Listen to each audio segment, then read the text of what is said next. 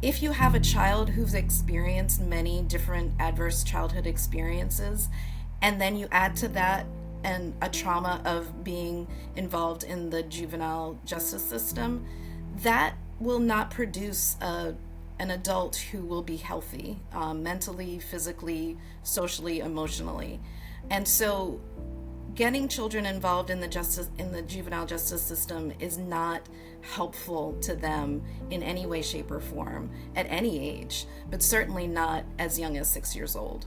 All of our children really need to know that we all care for them, and that a mistake, which many of us have made, should not be held against them, and should not define them for the rest of their lives.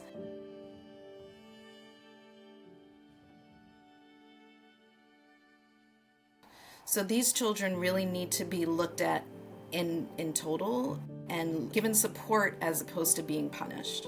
Trauma-informed care takes into account all of the different things that children may have gone through in their lives, and ask not the question of what is wrong with you, but ask the question of what has happened to you, and therefore be supportive of them and taking care of them and help them to deal with these traumas in order to become well-adjusted adults.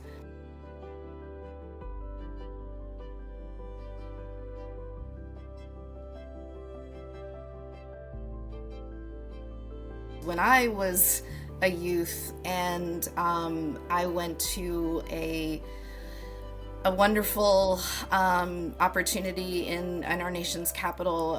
It was an art exhibition that I had my photography being displayed.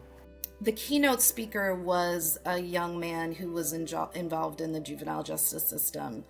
And he talked about how when he was in the system, he and his fellow youth had, he called it no possibility of a concept of a future.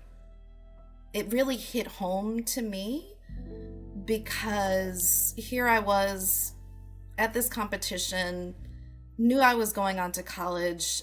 I had my future sort of planned out for me.